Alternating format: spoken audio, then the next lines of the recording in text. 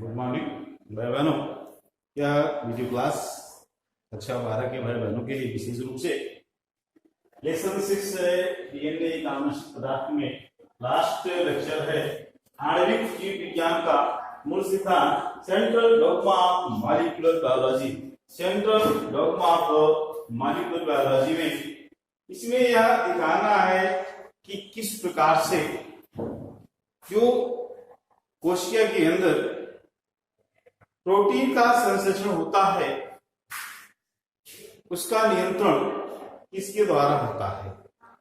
यही आणविक जीव विज्ञान का मूल सिद्धांत या central dogma of molecular biology है।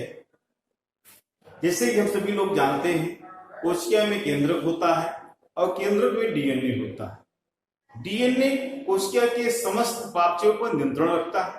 उन्हीं उपापचयों में एक कार्य आता है प्रोटीन का संश्लेषण।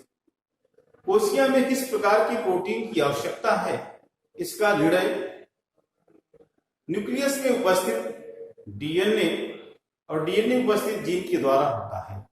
तो जिस प्रकार की प्रोटीन की आवश्यकता होती है, डीएनए उसी प्रकार की प्रोटीन के लिए एक संदेश एक दूसरे न्यूक्लियोटाइड के द्वारा भेजता है और उस न्यूक्लियोटाइड का नाम है आरएनए।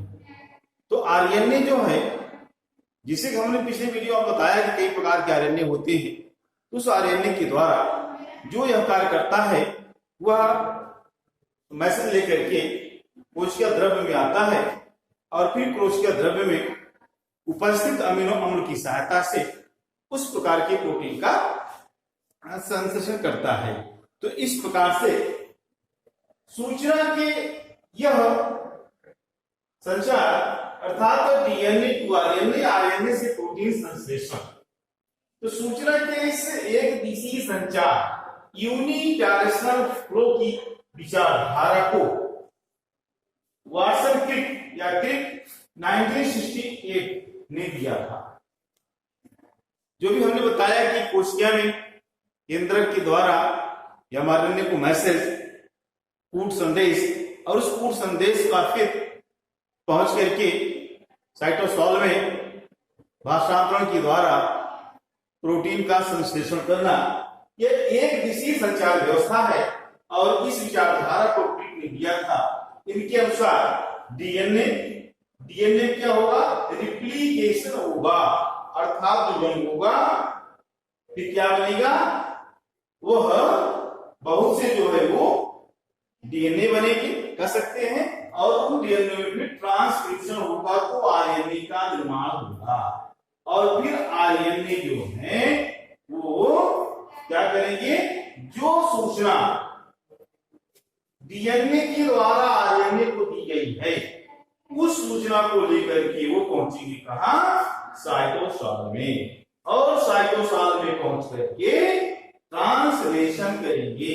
इसके लिए ट्रांस करेंगे जिस प्रकार की प्रोटीन की आवश्यकता है। तो वहां पर क्या होगा, पॉलीमराइजेशन, इसके लिए पॉलीपेप्टाइड, इसके द्वारा अमीनो अम्लों के द्वारा। यही विचारधारा जो है यह वाटसन की विचारधारा क्रिक की है, अर्थात एक दिशी विचारधारा यूनी डायरेक्शनल फ्लो।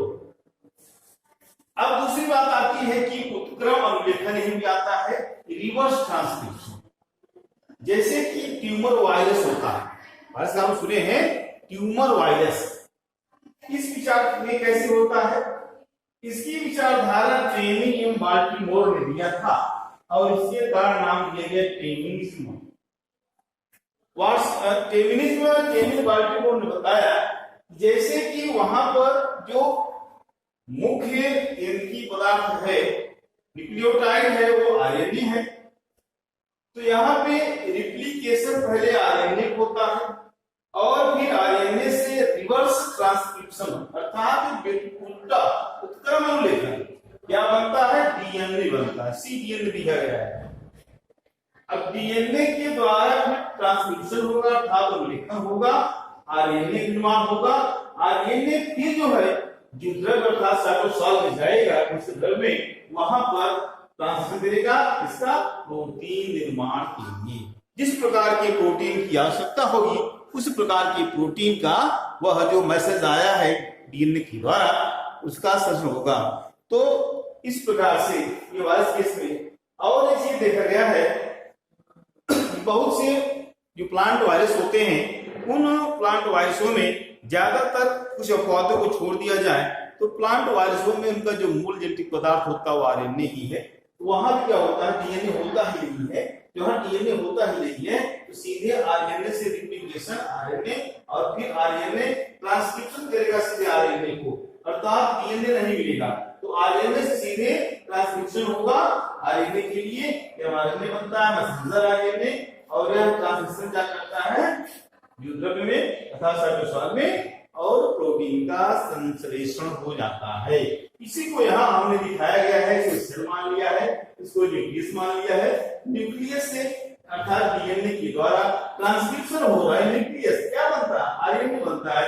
तो कौन सा आरएनए बनेगा, विशेष रूप से कह सकते हैं यम आरएनए, और यम आरएनए फिर क्या करेगा, पहुंच जाएगा साइटोस्केलेटन में, क्या होगा ट्रांसलेशन करेगा, इसके लिए पॉलीपेप्टाइड के लिए अर्थात प्रोटीन निर्माण के लिए। तो जीव द्रव्य का यह मूल सिद्धांत या आणविक जीव विज्ञान अर्थात जो माइक्रोबायोलॉजी है इसका मूल सिद्धांत है कि किस प्रकार से प्रोटीन का संश्लेषण कोशिका द्रव्य में होता है, उसका नियंत्रण कहां से होता है, उसके लिए संकेत सूचनाएं कहां से आती हैं, तो यहाँ पर दिखाने का प्रयास किया गया। विशेष रूप से हमको नाम आधार लिखना है कि किसने दिया है इसको, और एक दूसरा जो आता है रिवर्स ट्रांसक्रिप्शन का वो आता है इंडियन बाल्टी मोर का। वीडियो को सब्सक्राइब करिएगा ताज़ा वीडियो प्राप्त हो सके, पढ़िए को अच्छे ढंग से, लाइक करिए, शेयर भी करें, और नहीं आता है तो कमेंट द्वारा उसको पूछिए, आपको सब उत्तर दिया जाएगा। धन्यवाद।